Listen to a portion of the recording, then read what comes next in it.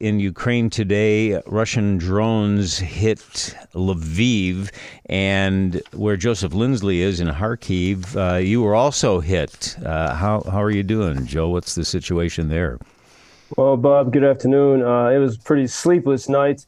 Kharkiv was hit twice on Saturday in the morning and then late at night. And then now, just a couple of days later, at about 11 o'clock at night, I was dozing before having a conference call with some Americans due to the time change.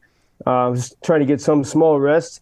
And then all of a sudden, while I was sleeping, there was that terrible, hideous, hateful sound, that crack and thud. Everything shook. And as I joined others in the hotel going downstairs, once again, everything shook with the second strike. And so you had, it's pretty terrifying, of course, as always. And there's always a sense that I think everyone has this where you feel that it's coming closer and closer, specifically to you, because as it strikes at different points, as the missiles hit, Russian missiles hit at different points around the city. But still, there's always a cheerfully defiant spirit. And down in the cellar, the hotel staff, they kind of live here during the war with their families. And they'd once again prepared an airstrike feast. They had that great Ukrainian salo, the pork fatback, and some strong drink to keep everyone's nerves steady. As we were sitting around talking and telling stories and trying to joke, there were reports of 2 more missiles incoming. So you know it's coming. You just keep talking and trying to laugh. And then once again, that thud, and then minutes later, yet another thud, as these missiles were seemed to be dancing all around us. And the alerts went on for a while. And so we sat there around the table talking, especially about those awful first weeks and months of Russia's full-scale invasion. Even the past few days have been pretty intense here, but that pales in comparison to what it was those first weeks. And one woman who works here in the hotel, she's always very cheerful. And I heard for the first time the story of the first week of Russia's full-scale invasion. She was volunteering in a building that was struck by a Russian missile, and her life was saved by a pillar that she was behind. But she walked in days back to her coworkers at the hotel. Her hair was filled with glass. And, when you hear those stories, you remember that everyone here, almost everyone, has such a story of trauma, no matter how cheerful they are. And this is, as one of the husband of one of the clerks of the hotel said yesterday, our spine, or your spine, is your brothers, your mother, your sister, your father. Your spine, your strength, are the people around you. And so we all sort of, the all clear alarm sounded probably about 3 o'clock in the morning, but the threat was not over for other places in Ukraine. And in Lviv, the opposite side of the country, in the west, 5 hours later, after the strikes here, around 5 o'clock in the morning, the Russians sent those Iranian suicide drones. Always a terrifying thing. Just imagine, in order to get them as far as Lviv, they send them through forests and over rivers, undetected until they make it to the city. And they hit, among the things that they hit was a humanitarian warehouse.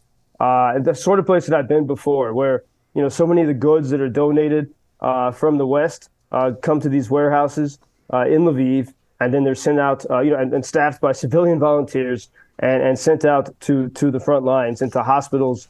And so it also underscores the importance, how careful everyone has to be, that the Russians are watching very closely. Even in Lviv, they know what's happening, and they're trying to hit where it hurts the most. Yeah, I saw that Ukraine shot down 15 Russian drones heading toward the city, but 3 evaded the air defenses, and that's all it takes, right? Exactly, but that's all it takes. And then, we have to remember, every time the air defense works, it's depleting Ukraine's supply. And the Russians have, the Ukrainian air defense has been quite exceptional, but it's also a matter of supply. And so, there's a need for more and better air defense. Meanwhile, there was a big topic here, is this New York Times story. The headline says, evidence suggests Ukrainian missile caused a market tragedy in that city of Kostiantynivka. There was a September 6th attack, which we discussed, on the market in that city in eastern Ukraine. And it was very deadly. 15 civilians were killed. Many were injured. And the New York Times analyzed it and said that it seemed that it was a Ukrainian missile that went astray. And so this is a big topic here. A lot of, no one is, people are willing to, to listen to the evidence. But one thing to keep in mind is, the New York Times put about 5 or 6 reporters on this story. They have a beautiful series of graphics. They invested a lot in this story, and it's important to get to the truth. But there's a lot of, part of the reason why they're able to do this is because the Ukrainians give them access in a way that no reporter could have in Russia. So we always have to consider that in the balance. And I, as a former newspaper editor, I would want to make this very clear in my stories. But for example, we have all the promises of money sent from the U.S. Again, Anthony Blinken, Secretary of State, saying a couple of weeks ago, another $1 billion to Ukraine. We still have no clear analysis of where that, of actually how that money's being spent. And actually that's a disservice to Ukraine because most of that money doesn't come to Ukraine. Most of that is not even money. It's just a figment, a promise of old equipment that was sent along, that was paid for a long time ago. So what I mean is, it would be nice to also see these extensive investigative resources applied to questions like that. Or, for example, there still are a lot of companies, American companies, that are doing business with Russia. And this has been sort of little explored, but a lot of companies are able, in fact, there are some reports that American companies have actually generated more tax profits for Russia than companies from any other country by continuing to operate. And this includes companies that make sort of snacks and, sort of seemingly innocuous things, but they're contributing to the Russian economy. So that's on the balance. Those are other stories that need to be investigated. And the last thing on this story of the missile in Kostiantynivka, Ukrainska Pravda, independent media in Kyiv, says according to their sources, Ukrainian Air Force does not have these Buk air defense systems in service. And the key of that New York Times story was that it was a Ukrainian Buk air defense that misfired. And so I think a lot of this will hinge as the investigation continues. Do they even have these air defense systems? And if so, what exactly happened? Can you write about this on your website, UkrainianFreedomNews.com? And I know you tweet a lot. Can you send some of those writings to people like the New York Times? Yeah, I think I absolutely need to. And I was talking yesterday, interviewing people about that question of American businesses that are still doing business with Russia. So I think, many people have come to me with that story. And so, yes, that's my responsibility as a journalist. Is to shed light on those things that are ignored, but still, I think with the Times, it is still great that they're able to have this type of investigation, and that shows ultimately that that this is about the democracy and the Ukrainian people, and Ukrainian people want the truth too. They want their army to get better and better, and they don't want to be lied to either. Mm-hmm. But yes, we will keep reporting on this week, and I want to tell you that on Saturday, when I told you the stories yesterday about that little village I visited. Meanwhile, the other half of our team was traveling to deliver the drone purchased with the help of listeners to WGN Radio. And our team member, Anton, was preparing to deliver it when the guy who promised to drive said he couldn't do it. And meanwhile, missiles were hitting Kharkiv. And Anton and our team said, we got to get this drone delivered because the guys who need it, they were actually in a very serious situation. It was a very small window of time. And so Anton and our team, he called, he couldn't think of anyone, but there's a Czech volunteer here who's in a wheelchair. He can't walk.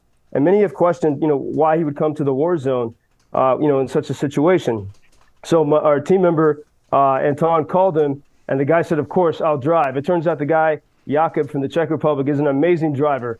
He got there in record time, flying through the checkpoints, and they delivered the drone. And then on the way back, they were stopped by the soldiers because Jakub has as Anton said, Jakub, the back of his hatchback, it looks like you could outfit a whole battalion.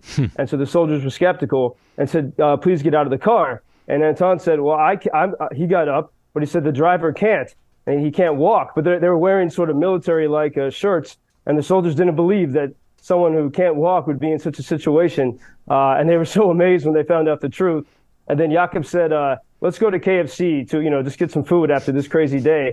And the air raid alarm sounds, and Jakub says to Anton, don't worry, you don't have to carry me. Just go carry the chicken back to the car, and we'll eat in the car. But just a little slice of the extraordinary people who come here to help. I mean, someone who was unable to walk, who had to crawl to the car that day in order to get in there, in order to get that drone delivered on time. This is such the, as I call it, the extreme of human excellence every single day.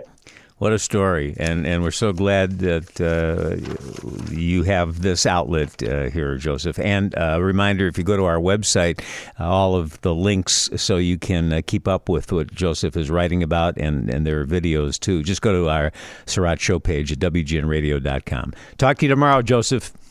Thank you, Bob. Until tomorrow. Thank you for introducing Ukraine on your social media pages. That's very important that much more people can get more information about the situation here and how everybody can help Ukraine to stay stronger and to save all the world. Що він сказав? Well, which side are you on? На чій ти стороні? Come on now. Oh, which side are you on? На чій ти стороні?